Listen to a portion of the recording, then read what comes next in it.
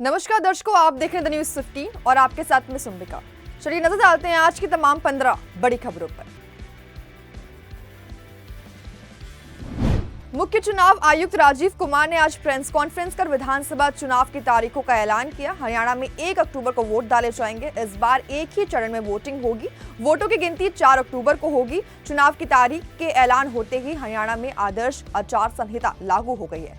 सभी 90 सीटों पर एक ही दिन वोटिंग होगी। हरियाणा में कुल 90 निर्वाचन क्षेत्र हैं, जिनमें से 73 जनरल, ST 0, SC 17 सीट है। कुल मतदाताओं की संख्या 2.01 करोड़ है, जिसमें पुरुष मतदाताओं की संख्या 1.06 करोड़ है और महिला मतदाताओं की संख्या 0.95 करोड़ है। जम्मू कश्मीर में धारा 370 हटने के बाद पहली बार 18 सितंबर से 1 अक्टूबर के बीच 3 चरणों में विधानसभा चुनाव होने जा रहे हैं और इसके बाद 4 अक्टूबर को इसका रिजल्ट आएगा। इससे पहले चरण के इलेक्शन 18 सितंबर को होंगे, दूसरा चरण 25 सितंबर को होगा और तीसरा चरण 1 अक्टूबर को होगा। इलेक्शन कमीशन ने आज यानी 16 अगस्त को यह जानकारी दी। Chief election commissioner Rajiv Kumar ने प्रेस कॉन्फ्रेंस में चुनाव के कार्यक्रमों की घोषणा करते हुए जम्मू कश्मीर में 90 विधानसभा सीटों में 42.6 लाख महिलाओं सहित टोटल 87.09 लाख मतदाताओं और इनके मतदान के लिए कुल यानी कि टोटल 11,838 मतदाताओं केंद्र होंगे और जम्मू कश्मीर में युवा मतदाताओं की संख्या 20 लाख है। उत्तर प्रदेश में 10 सीटों पर होने वाले उपचुनाव में समाजवादी पार्टी कांग्रेस को सिर्फ 2 सीटें देने को तैयार है। साथ में समाजवादी पार्टी महाराष्ट्र और हरियाणा में भी कांग्रेस से ज्यादा सीट मांग रही है। यूपी में होने वाले उपचुनाव में कांग्रेस गठबंधन में 10 में से 5 सीटें मांग रही है। यूपी में 2022 में हुए विधानसभा चुनाव में इन 10 सीटों में 5 समाजवादी पार्टी ने जीती थी, 3 बीजेपी, 1 RLD और 1 निषाद पार्टी ने जीती थी। इनमें कांग्रेस को एक भी सीट नहीं मिली थी। इन 10 सीट में कांग्रेस को सबसे ज्यादा वोट 11,818 वोट गाजियाबाद में मिले थे। कांग्रेस नेता और लोकसभा के नेता प्रतिपक्ष राहुल गांधी की नागरिकता को लेकर एक बार फिर विवाद उठाए। पूर्व राज्यसभा सांसद डॉक्टर सुब्रमण्यम स्वामी ने राहुल गांधी की नागरिकता पर सवाल खड़े किए। इस मुद्दे को लेकर वे दिल्ली हाई कोर्ट चले गए। स्वामी ने केंद्र सरकार को राहुल गांधी के खिलाफ अपनी शिकायत पर स्टेटस रिपोर्ट देने का निर्देशन भी दिया और इसकी मांग की। इस याचिका पर दिल्ली हाई कोर्ट में अगले हफ्ते सुनवाई हो सकती है।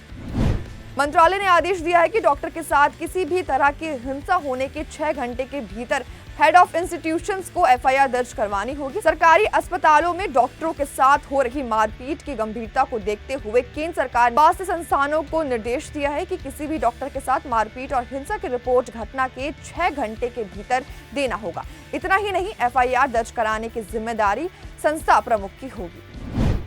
पश्चिम बंगाल की मुख्यमंत्री ममता बनर्जी ने 16 अगस्त यानी शुक्रवार को कोलकाता में ट्रेनी डॉक्टर के साथ रेप और हत्या की घटना के खिलाफ न्याय की मांग को लेकर रैली निकाली थी, जिसमें CM ममता बनर्जी ने पीड़ित के लिए न्याय और आरोपी के लिए मृत्यु दंड की मांग कर रही है। वहीं बीती 9 अगस्त को आरजीकर मेडिकल कॉलेज और अस्पताल में एक महिला डॉक्टर के साथ रेप कर उसकी हत्या कर दी गई, जिसके बाद पुलिस ने इस मामले में एक आरोपी संजय रॉय को गिरफ्तार भी किया है।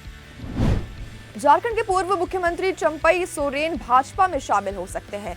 अभी वह हेमंत सोरेन के नेतृत्व वाली सरकार में मंत्री हैं। बताया जा रहा है कि चंपई सोरेन भाजपा नेताओं के संपर्क में हैं।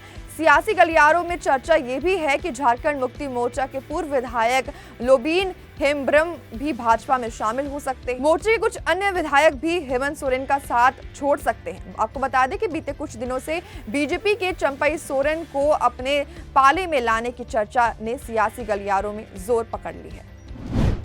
बांग्लादेश की अंतरिम सरकार के नए मुखिया मोहम्मद यूनुस ने प्रधानमंत्री नरेंद्र मोदी को फोन किया और हिंसक विरोध प्रदर्शन के बीच बांग्लादेशी हिंदुओं और अन्य अल्पसंख्यकों की सुरक्षा का आश्वासन दिया। इस बात की जानकारी पीएम मोदी ने खुद सोशल मीडिया प्लेटफॉर्म के जरिए दी। उन्होंने एक्स पर यानी कि ट्विटर पर कहा, प्रोफेसर मोहम्मद यूनुस से फोन पर बात की, मौजूदा स्थिति पर विचारों का आदान प्रदान किया, लोकतांत्रिक, स्थिर, शांतिपूर्ण और प्रगतिशील बांग्लादेश के लिए भारत के समर्थन को दोहराया। उन्होंने बांग्लादेश में हिंदुओं और सभी अल्पसंख्यकों की सुरक्षा, संरक्षण और संरक्षा का आश्वासन दिया। Odisha new DGP Y B. Khurania राज्य में पुलिस डीजीपी को लेकर चल रही चर्चा अब खत्म हो गई है। योगेश बहादुर खुरानिया प्रदेश के नए पुलिस डीजीपी नियुक्त किए गए हैं। इसके लिए विधिवत विज्ञप्ति प्रकाशित की गई है। खुरानिया ने भुवनेश्वर, कटक कमिश्नरेट के पुलिस आयुक्त और न्यायगढ़, राउरकेला, जजपुर, मयूरभंज और गंजाम जिलों के पुलिस एसपी के रूप में काम भी किया है।